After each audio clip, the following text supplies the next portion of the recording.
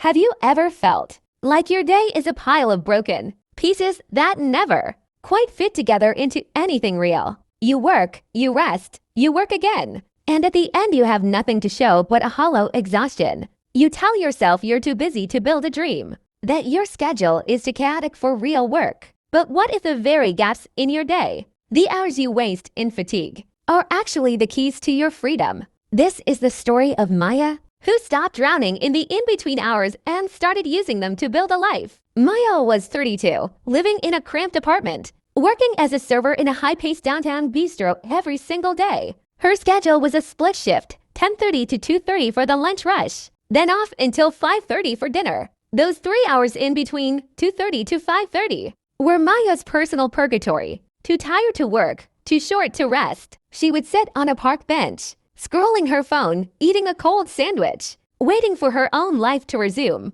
She felt like a ghost, finishing work at 10:30, crawling into bed, and repeating the exact same cycle again. The breaking point came with an invitation to her 10-year college reunion. Next to her old graphic design portfolio, she looked at her hands, red from dishwater, and realized she wasn't just working a job, she was losing herself. She had convinced herself that without a solid 8-hour block, she could never build a freelance career of her own. Sitting in the park, watching the sun hit the skyscrapers of the design district, she finally whispered the truth to herself. If I don't use these 3 hours, the next 10 years will look exactly like the last 10 did. She didn't know it yet, but that dead time was about to become her greatest competitive advantage of all. Every Tuesday at 1:30, a woman named Elena sat at table 4, founder of a boutique branding agency Maya admired. Clearing her table, Maya accidentally dropped a sketchbook from her apron, full of intricate logos and bold typography concepts. "These are incredible," Elena said, looking up.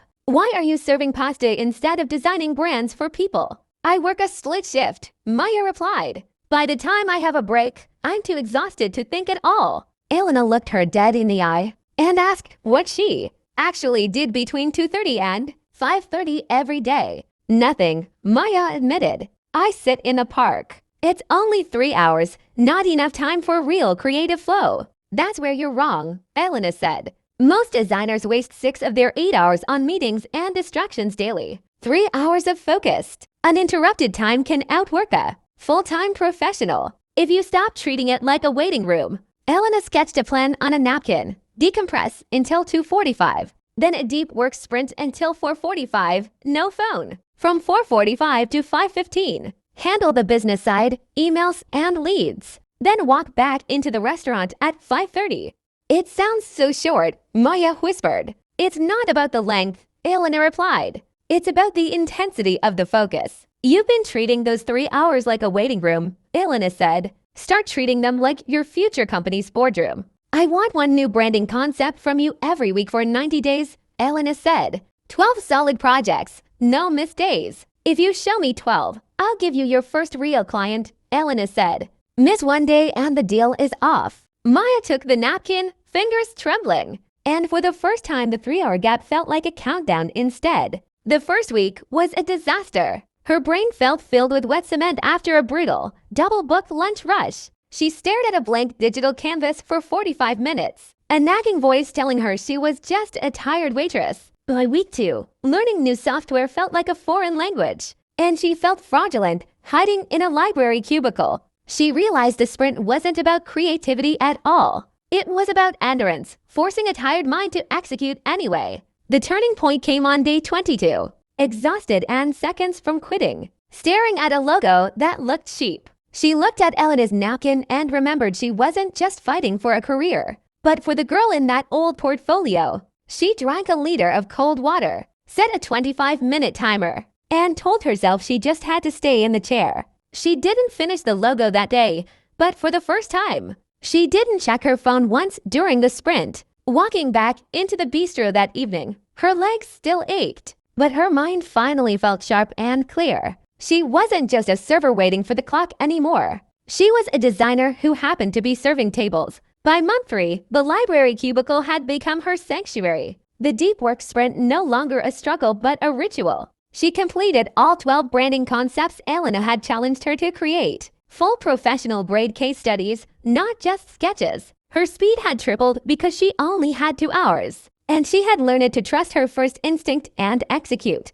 On day 90, Maya handed Elena a tablet, who scrolled through the work in silence for a full 10 minutes. "You didn't just do the work," Elena said quietly. "You found your voice. This is agency ready, not student work." Elena sent the portfolio to a local organic skincare startup looking for a complete rebrand of their entire business. 2 days later, while folding napkins for the dinner shift, Maya's phone buzzed with an email from the founder. They didn't want to interview her. They wanted to hire her based on her raw, high-energy design style entirely. The project fee was $2,500, more than Maya earned in an entire month of serving tables and tips. For 3 months, she had earned $15 an hour at the restaurant. But in her golden hours, over 100 an hour, the math was undeniable. And the world had one more test waiting for her the very next day at work. The restaurant manager, noticing her newfound discipline, offered her a promotion to floor manager with a $10,000 raise, full benefits, a steady 40-hour week.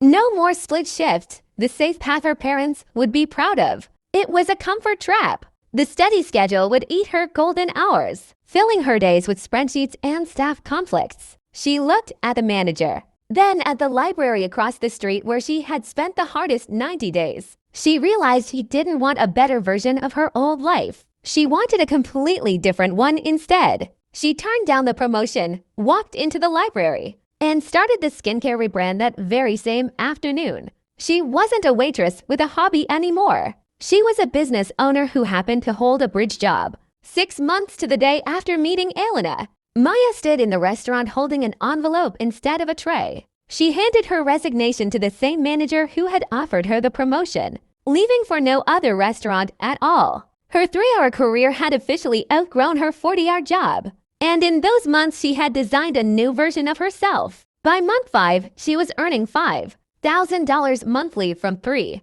hours of high-intensity freelance work each afternoon. She was making more in 15 hours a week than she had in 50 hours a week at the bistro. But the real victory wasn't the money. It was realizing she was no longer a victim of her own circumstances. She had taken the very thing that trapped her, a fragmented schedule, and turned it into a weapon of focus. 1 year later, Maya sat in a bright, sun-drenched studio of her own, working with clients from around the world. Her work was being featured in design journals, and Elena, now a close friend, sat across from her that afternoon. "Do you miss the park bench?" Elena joked. Maya laughed and said she missed the lessons she learned there instead. "I used to think time was a flat line," she said. "If I didn't have 8 hours, I had nothing at all. Now I know time is about geometry," she said. "You don't need a long line, you need one solid block. You need a space so sacred and so focused that the rest of the world simply disappears while you're in it." Maya's story is a reminder that your schedule is not your prison. It is actually your blueprint waiting to be used. Most people spend their lives waiting for the right time, a mythical day when the schedule clears and the stars align. That day never comes. Success gets built in the messy gaps, the tired afternoons everyone else quietly throws away. Whether you work a split shift, a midnight shift, or a grueling weekend rotation, you have a golden block hidden somewhere. It might be 5 to 7 in the morning, or 10 at night to midnight. Whenever the world stops asking anything of you, that is exactly when you are usually too tired or too discouraged to ask anything of yourself in return. Here is your challenge. Stop looking for more time and start looking for different time hiding inside your own day. Identify your 2 or 3 golden hours, the ones you currently waste because they feel too small to matter at all. For the next 6 months, protect those hours as if your entire life genuinely depends on them, because it does. Just like Maya, the life you actually want is waiting for you in the very hours you are throwing away. Your schedule isn't the problem. Your belief that you need a perfect schedule is the actual problem holding you back. Change the geometry of your day, claim your hours, and start building the future you keep telling yourself you'll get to. The only difference between a server and a business owner is how they spend the 3 hours everyone else calls impossible. Maya never had more time than you do right now. She just stopped waiting for a different kind of day. She stopped asking when she would have time and started asking what she could build inside the time she already had.